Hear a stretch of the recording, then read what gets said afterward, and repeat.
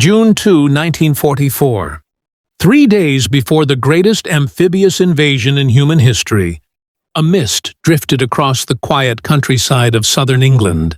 The fields of Hampshire and Dorset were alive not with engines or soldiers, charging into battle, but with a silence heavy enough to hide an illusion. In the half-light of dawn, strange shapes rose from the grass, hulking silhouettes of Sherman tanks, their steel gleam replaced by dull rubber sheen.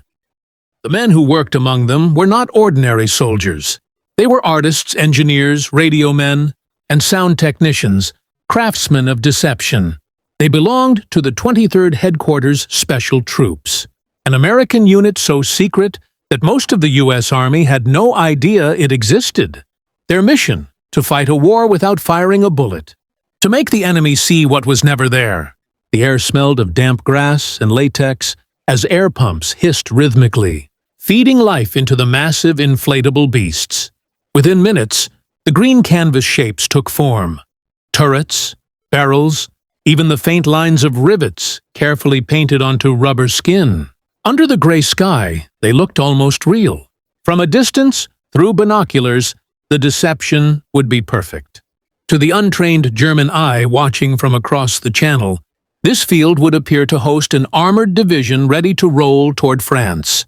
This was the dawn of a new kind of warfare, one that traded bullets for illusion, armor for imagination, and steel for rubber.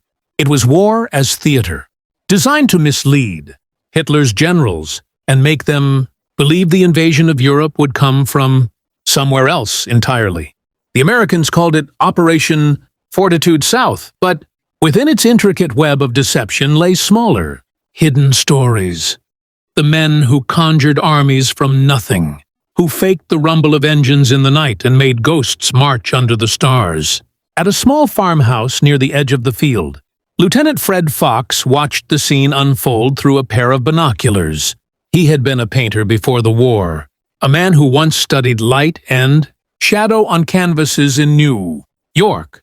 Now he applied that same understanding of illusion to tanks and trucks. He adjusted his scarf against the chill as his men finished inflating a convoy of rubber jeeps. A few yards away, another team unrolled a sound cable across the grass, connecting loudspeakers to a recording truck. When switched on, it would emit the deep, guttural thunder of engines, the clatter of treads, and the echo of shouted orders. From above, reconnaissance aircraft from the Luftwaffe scouted the English coast daily. Every detail mattered: the spacing between tanks, the tracks on dirt roads, even the smoke rising from fake mess tents. Each pattern had to mimic a real division. The 23rd had studied this craft to perfection. Their camouflage experts, once billboard designers in civilian life, arranged the fake vehicles in precise military formation. Radio operators transmitted coded chatter imitating the 4th Armored Division. Meanwhile, dummy camps sprung up overnight. Tents, laundry lines, trucks that were nothing but wooden frames draped in canvas. The deception was total. The Nazis, watching from afar, saw what they expected to see: an army preparing to cross at Pas de Calais, the narrowest point of the English Channel. The Allies wanted them to believe that General Patton, America's most aggressive commander, would lead that assault. And so, Patton's name became part of the ruse. He visited fake headquarters, stood before non-existent troops, and let the Germans' own intelligence confirm the illusion. The real invasion, of course, would strike far to the west, at Normandy. For the men of the Ghost Army, as history would later call them, the weight of secrecy was immense. They carried no heavy guns, no tanks of steel, only ideas. Yet, in the coming days, those ideas would save tens of thousands of lives. By June 4th, the fields of southern England had become a stage, set for the most elaborate military deception ever attempted. The 23rd's visual units, known as the 603rd Camouflage Engineers, had inflated hundreds of rubber tanks and trucks. Artists painted division insignias on vehicles that would never move, while sound engineers tested their recordings of convoys at night, adjusting bass frequencies to mimic diesel engines. The deception was not random. It was mathematically crafted. Sound intensity was calibrated by distance, ensuring that any German reconnaissance microphone or radar picking up noise would calculate an accurate but false troop presence. As dusk fell, the men gathered around a small table inside a tent, studying aerial photographs taken by Allied reconnaissance. If the ruse looked real to them, it would fool the enemy. The fake vehicles cast long shadows across the fields, just like real ones would. Smoke generators created the illusion of activity.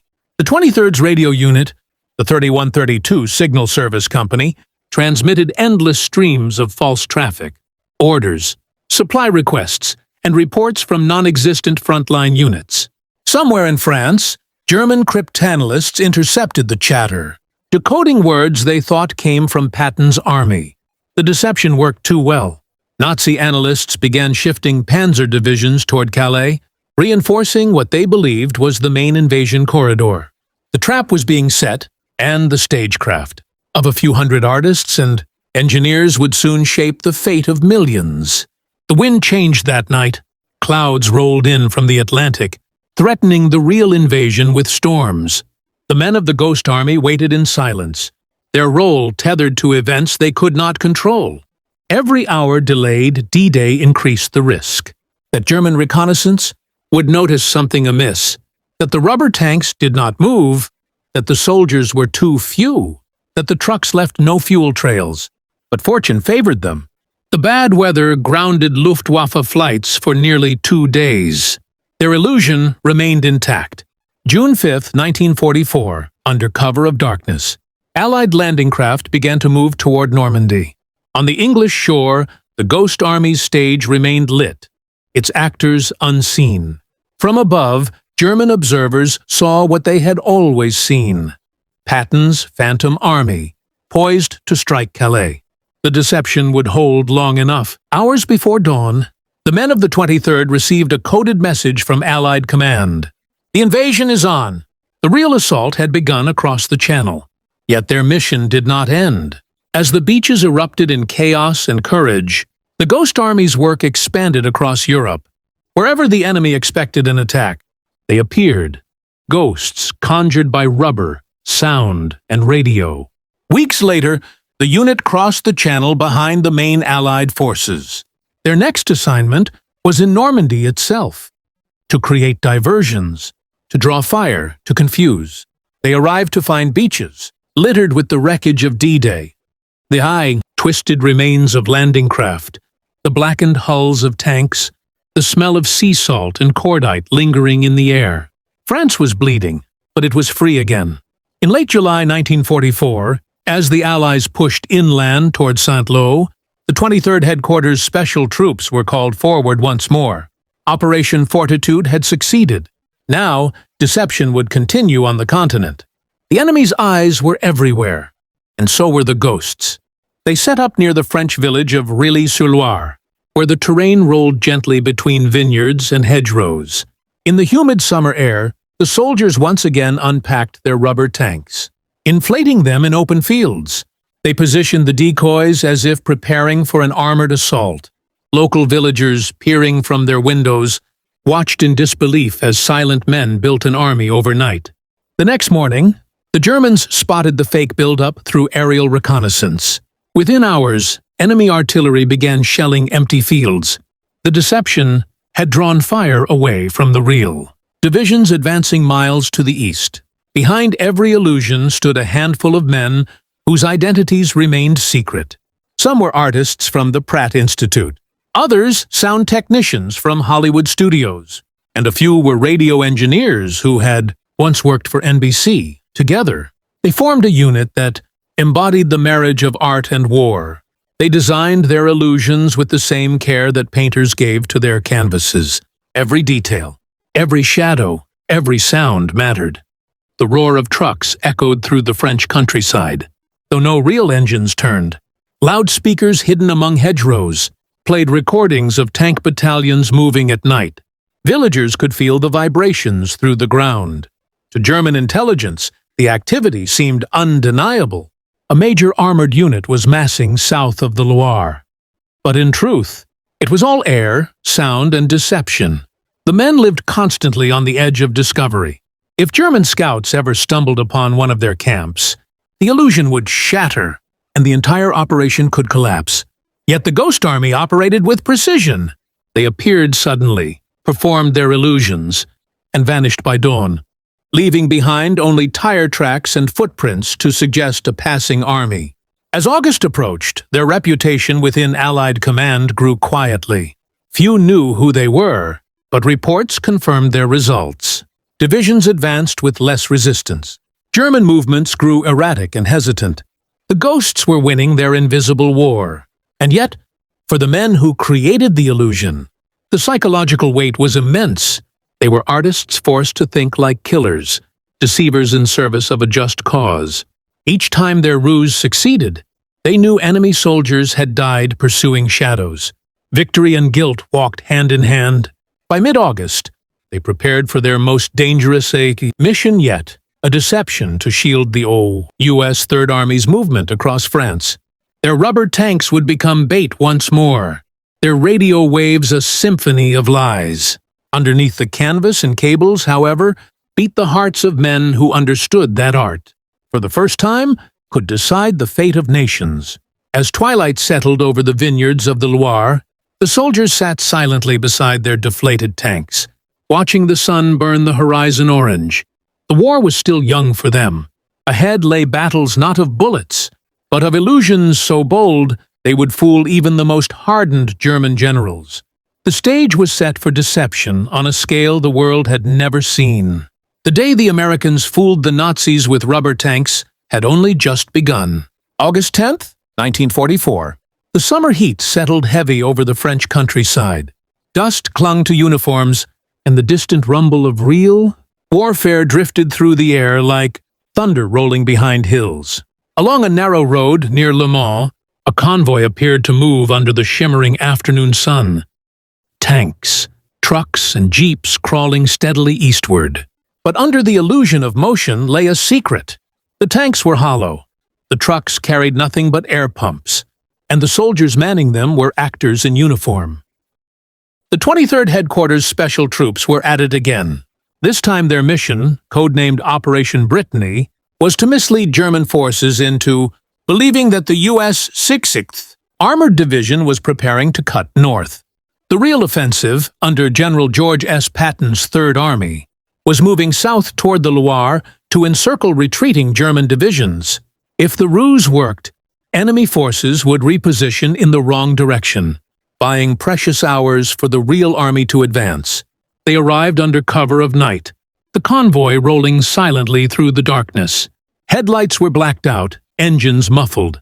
When dawn came, the fields around the town of Laval seemed to teem with armor. Dozens of Sherman tanks stood in neat rows, their shadows long and convincing. Engineers walked among them, adjusting angles, painting fresh mud on rubber sides to reflect realism. From above, through German binoculars or reconnaissance aircraft, there was no hint of illusion. Every movement, every detail, followed the choreography of deception. The men erected fake radio masts, set up empty fuel drums, and parked dummy half-tracks in formation. The sound unit, using massive loudspeakers hidden behind haystacks, played loops of armored divisions clanking into position. Each sound pattern was timed to match the terrain. Echoes bouncing off tree lines, reverberating across open ground. The realism was absolute. Nearby villagers watched in awe as American soldiers labored tirelessly, yet strangely quietly. They never saw the tanks move once daylight came.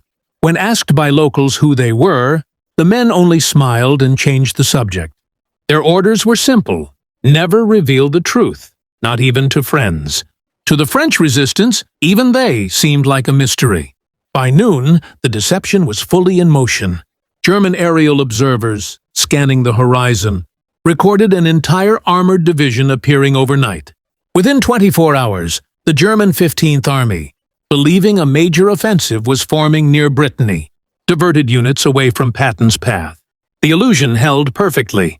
From a distance, the sight was both comic and extraordinary. Soldiers, hammering stakes into the ground to secure rubber tanks, while others painted fake vehicle tracks into mud. One group even burned empty fuel cans to create the smell of diesel fumes, ensuring that enemy reconnaissance pilots could smell what they expected to smell. It was deception at its most sensory, a symphony of lies so detailed it became indistinguishable from reality. But deception came with danger. If any German patrol stumbled upon the site, discovery would mean annihilation. The 23rd had no real defenses, no artillery, no armor. Their rifles were mostly for show. In truth, they were closer to a theater troupe than a combat unit. One evening, while the sun melted into gold and crimson over the Loire Valley, an enemy reconnaissance aircraft appeared unexpectedly. Its silver shape cut across the horizon, the sound of its engine growing louder. Soldiers froze in place. Below, the rubber tanks shimmered faintly under the fading light. For a moment, all seemed lost. But luck, or fate, intervened. The aircraft made one quick pass, banked sharply, and vanished into the distance. Hours later, intercepted. German radio transmissions confirmed it. The enemy believed the build-up near Laval to be real. Orders were given to reinforce the northern front. The 23rd's work was complete. Within a day, the Ghost Army packed up and disappeared. Tanks deflated, tents folded, cables rolled. By dawn, the fields were empty. Not a single track remained. The illusion evaporated like mist in sunlight. To the Germans, it was as if the American division had simply vanished overnight. In their confusion, they delayed a counterattack that might have struck Patton's flank. The deception had saved lives once again. Days later, under the hot August sun, the 23rd moved east. Their next mission would take them into the heart of France, where the Allies faced a fierce German counteroffensive. This operation would test every skill they possessed. Sound, radio, art, and nerves. By late August, they reached the outskirts of Chartres, a city still scarred by occupation. The cobblestones bore the marks of retreating Wehrmacht vehicles, and the smell of burning fuel lingered in the air. Here, the Ghost Army was tasked with simulating the presence of an entire corps. Over 15,000 men, though their unit numbered barely 1,100. As twilight fell, the men worked tirelessly. Giant compressors groaned as inflatable tanks took shape. A platoon of camouflage engineers painted division insignias by lantern light. Radio teams set up transmitters in ruined barns, broadcasting false messages in perfect army jargon. Across the fields, loudspeakers played the sounds of vehicles arriving. Clanking, halting, an army on the move. The deception extended beyond sight and sound. At night, the men lit campfires, arranged tents, and moved headlights in patterns resembling convoy movement. To enemy observers, the illusion was total. And as dawn broke, German artillery opened fire on what they believed was a full-strength, armored division. The shells landed harmlessly in empty fields, exploding among rubber and smoke. That morning, Lieutenant Fox stood beside one of the decoys and watched dirt and debris rain down around him. He felt the ground shudder as shells struck nearby. It was a strange form of warfare, one that demanded courage without the glory of combat. The men were close enough to die, yet forbidden to fight. Their weapons were deception, not bullets. Hours later, the bombardment ceased. Allied intelligence soon confirmed the success. German forces had redeployed to counter the Phantom unit, leaving the real divisions free to advance toward Paris. The Ghost Army had, once again, turned illusion into victory. When Paris was liberated on August 25, 1944, the men of the 23rd watched from afar. Their names would never be mentioned in dispatches, their faces absent from victory parades. They slipped quietly through the liberated countryside, their mission too secret for headlines. Yet, their deception had cleared paths that real soldiers walked in triumph. In September, their journey carried them deeper into the European heartland, toward Belgium and Luxembourg. The weather turned cold, the landscape more rugged. Here, in the thick forests and narrow valleys, deception became more difficult. Sound carried differently, fog distorted shadows, and every illusion risked exposure. But the Germans were desperate now. scattered and paranoid. That fear became the Ghost Army's greatest ally. At a remote location near Verdun, the unit prepared another deception. Operation Bettembourg. The goal was to simulate two armored divisions to protect the flank of the real U.S. 4th Armored Division. They worked tirelessly for days, inflating vehicles, wiring sound systems, transmitting fake orders. Night after night, the fields came alive with false motion. Headlights, voices, engines. Yet behind the performance lay tension and exhaustion. Many of the men had not slept properly in weeks. The weight of their secrecy was suffocating. They operated without recognition, without medals, without the comfort of knowing anyone outside their circle even believed they existed. One night, while stringing a sound cable across a muddy field, a young corporal named Jack Macy paused to look up at the moon. It glowed faintly through clouds drifting over the war-torn sky. Around him, the faint hissing of compressors and the low hum of generators filled the air. He thought about the strange irony of it all, how he had once designed department store, window displays in Manhattan, and now he was designing illusions to save lives. The line between art and survival had never been so thin. In the distance, the faint rumble of German artillery echoed. The front was close, too close. Their deception was working, perhaps too well. German scouts reported enemy armor nearby, prompting artillery fire that struck the Ghost Army's perimeter. The explosions illuminated the night like flashes of cruel lightning. Yet none of the men fled. They continued working, driven by duty and the unspoken, understanding that every minute they maintained the illusion.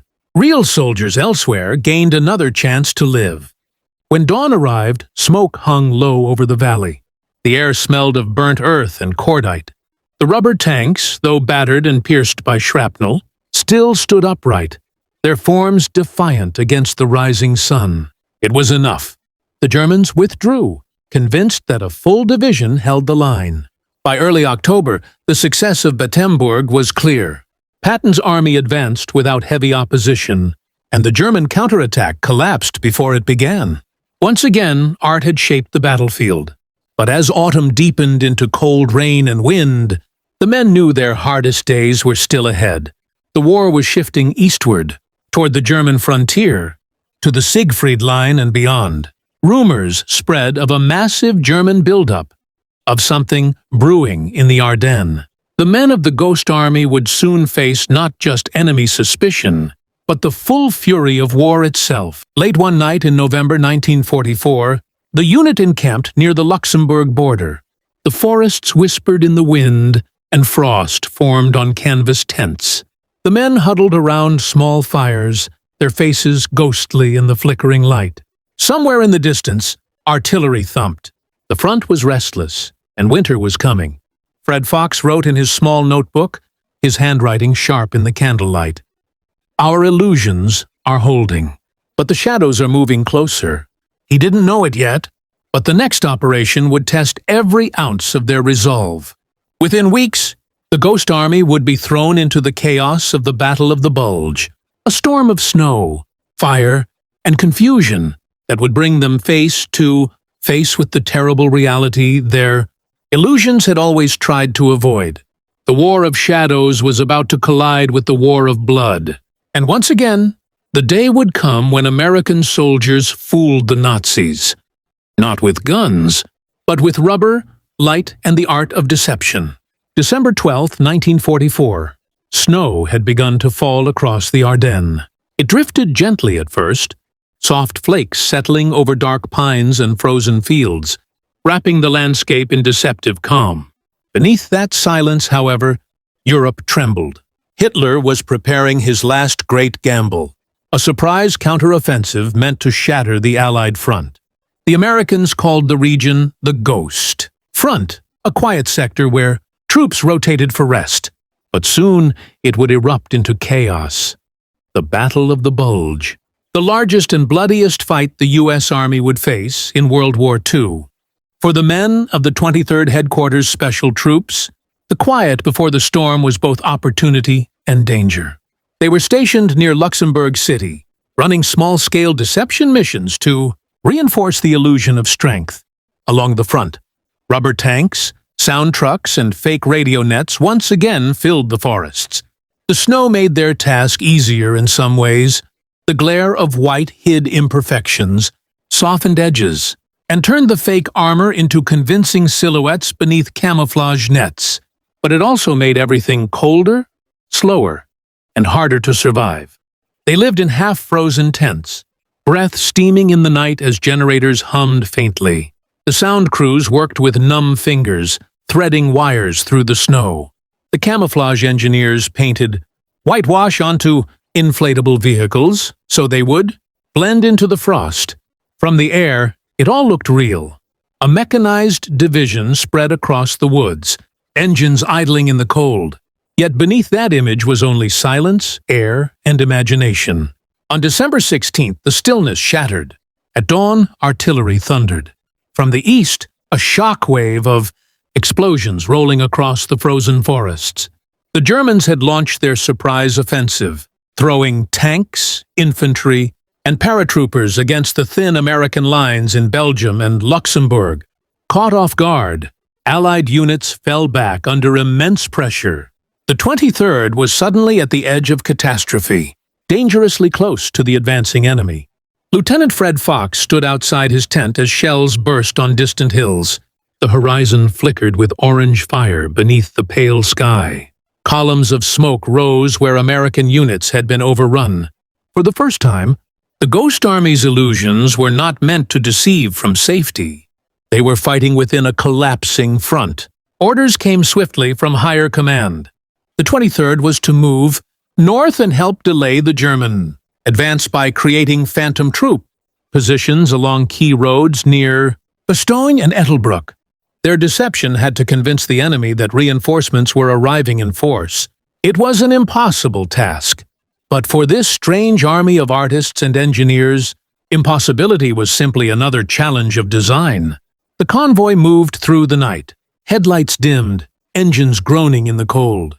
Snow whipped across windshields, and the air smelled of exhaust and pine.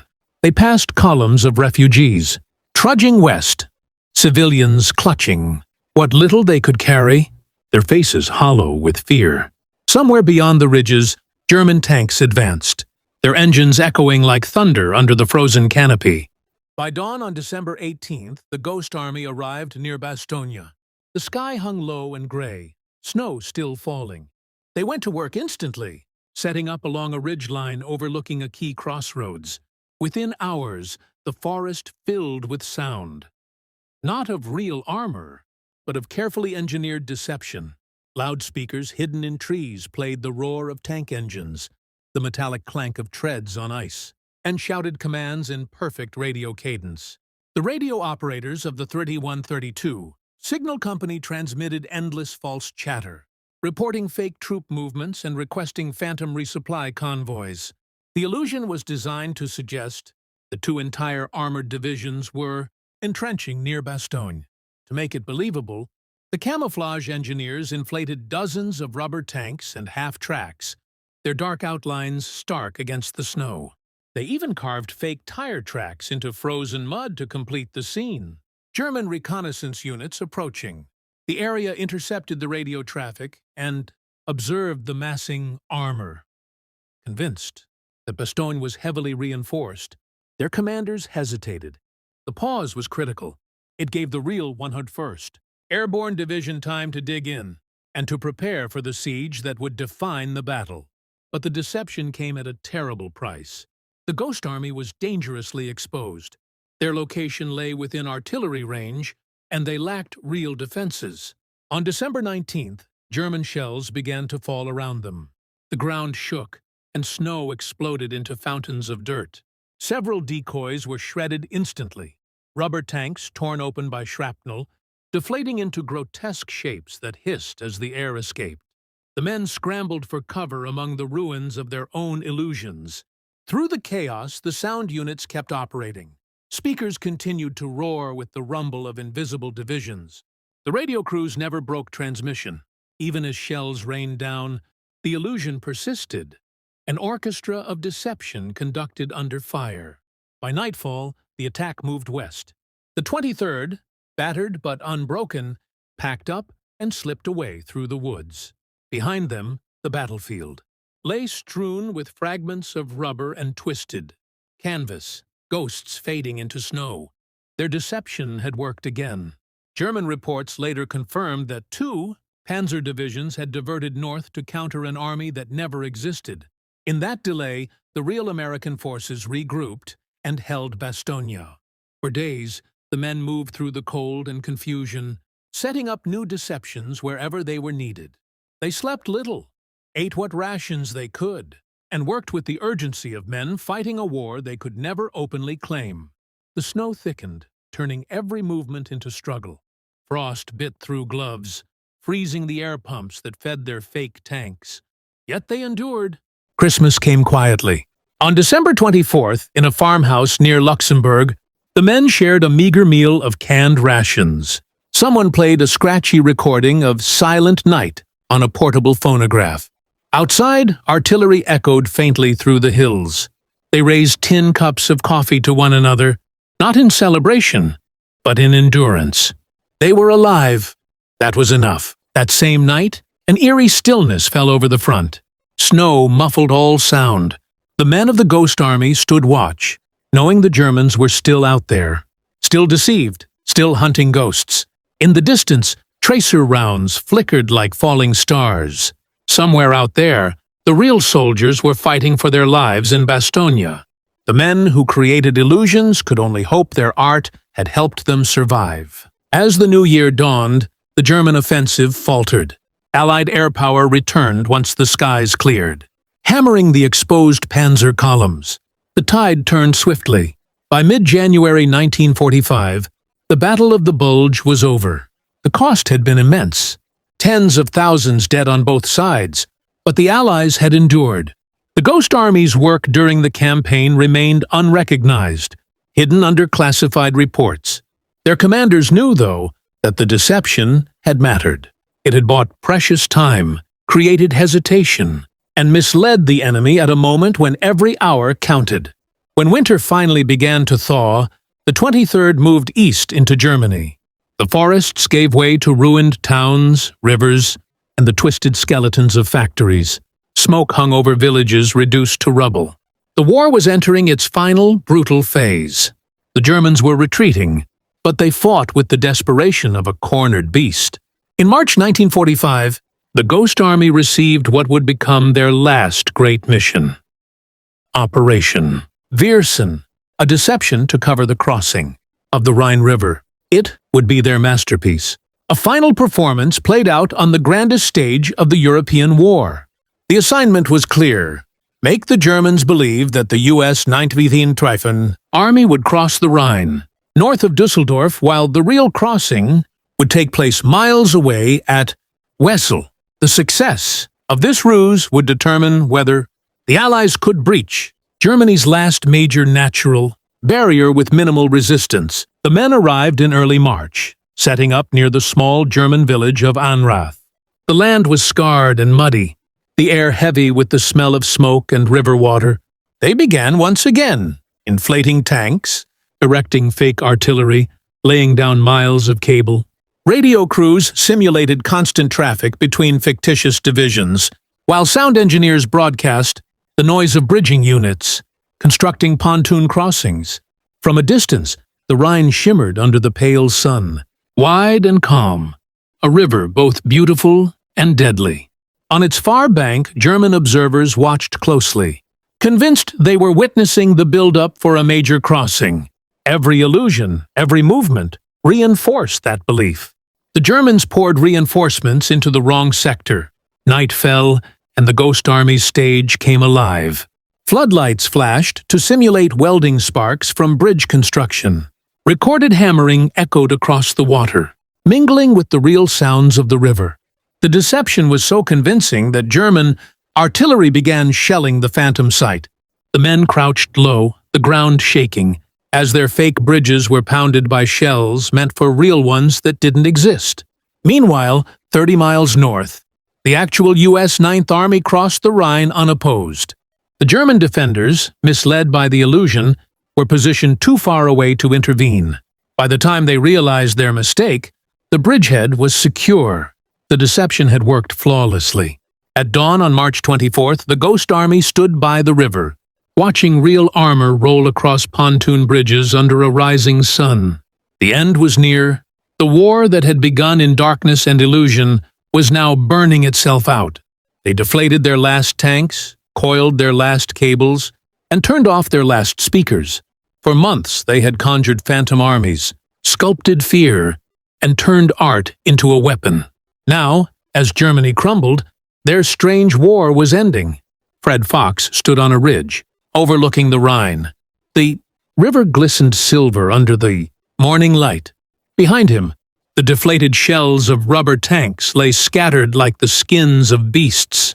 He thought of every deception, every night spent in fields and forests crafting illusions. It had all been smoke and air. Yet it had saved real lives. He knew history might never tell their story. The secrecy would hold for decades. But deep down, every man of the 23rd understood the truth. That victory had many shapes, and sometimes the most powerful weapon was not a gun, but a lie well told. By April, they followed the advancing Allied armies deeper into Germany, to towns shattered by retreat and resistance, to roads lined with refugees and surrendering soldiers. The war was collapsing, yet the ghosts still moved ahead of it, setting up final small deceptions to protect the flanks of the real divisions.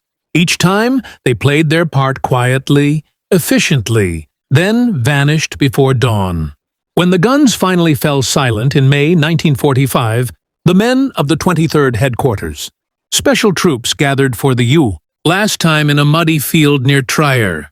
There was no ceremony, no brass band, only tired faces, hollow eyes, and the strange emptiness that comes after the unimaginable. They packed their equipment in silence. Air pumps, sound trucks, radios, canvases, the tools of a war that had lived only in imagination. The fields around them were still dotted with their rubber tanks, half deflated in the morning mist. In that quiet moment, the illusion looked almost poetic, an army fading away just as peace returned. Fred Fox wrote one final note in his book. "We fought with ghosts, and in the end, we became them." The wind rustled across the Rhine, carrying the echoes of an invisible army. Men who had built empires of air, tricked the enemy's eyes, and changed the course of history without ever firing a shot. Their work remained secret for nearly half a century, locked away in classified files.